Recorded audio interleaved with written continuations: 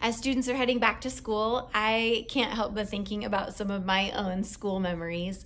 When I was in college, my first year, I had a biblical literature paper that I had to write. And so I found myself in the library with a stack full of books, and I needed to get the resources back to my dorm room with me. So I went to make copies at the copy machine. You know, this was before everything was online. And so I went to the copy machine, and there was an older student standing there. And I automatically thought, oh, he must be the copy machine guy. So I handed him my stack of books, all with the sticky notes in there, the Post-its. And I said, will you make my copies for me? And he kind of like looked at me. I was like, sure, I'll help you.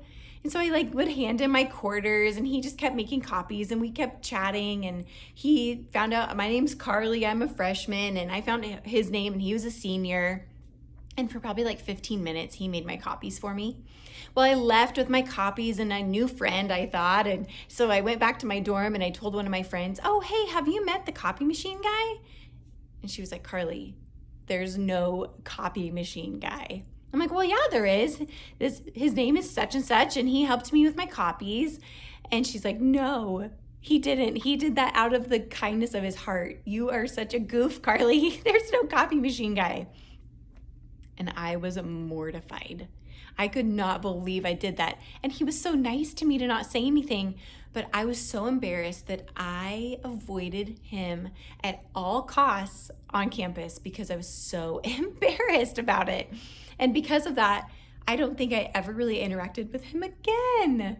And what I should have done is just gone up to him and said, oh my goodness, I'm such a goof, and I'm sorry about that, and continued our friendship. But I allowed for myself and my people-pleasing mentality to just shut me in and not continue in that friendship. People-pleasing has kind of been an issue in my life. And if I think I have let someone down, or if I think I've made a mistake, oh my goodness, I struggle with just wanting to close in and insulate and protect myself. And maybe some of you feel that same way, that it's hard when people may think certain things about you. Well, in the book of Acts that we've been studying this summer, in chapter 28, Paul has this crazy situation where people think all sorts of wacky things about him, and yet he perseveres and shows them his true identity. So let's read in Acts 28, starting in verse 1. Once safely on shore, we found out that the island was called Malta. This was right after the shipwreck, so they shipwrecked and landed on Malta. The islanders showed us unusual kindness. They built a fire and welcomed us because it was raining and cold. Paul gathered a pile of brushwood, and as he put it on the fire, a viper, driven out by the heat, fastened itself on his hand. I hate snakes. Is anybody with me?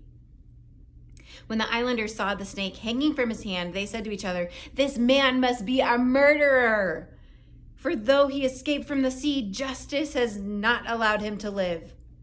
But Paul shook off the snake in the fire and suffered no ill effects.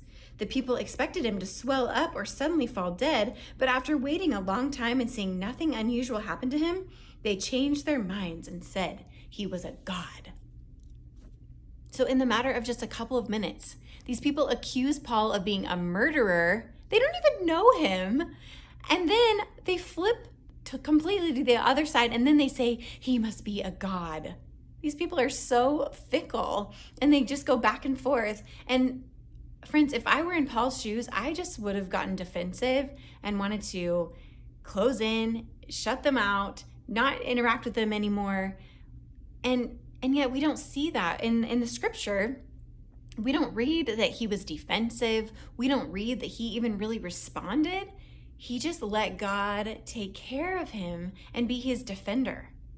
And then also he could have chosen to get puffed up thinking, oh, they think I'm a god.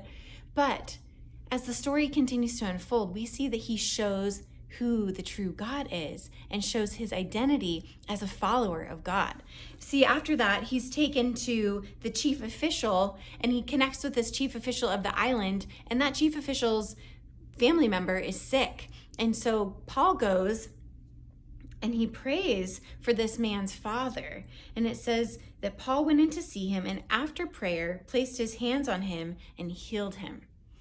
See, these people thought that Paul was a god, But instead of making it look like he was taking the credit, he prayed to God.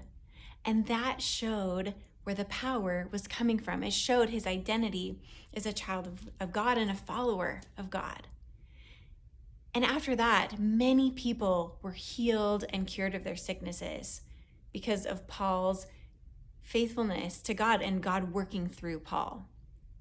And I love this story because it's super easy for us to rise and fall on the words of people. It's easy for us to want to withdraw and not interact anymore and self-preserve.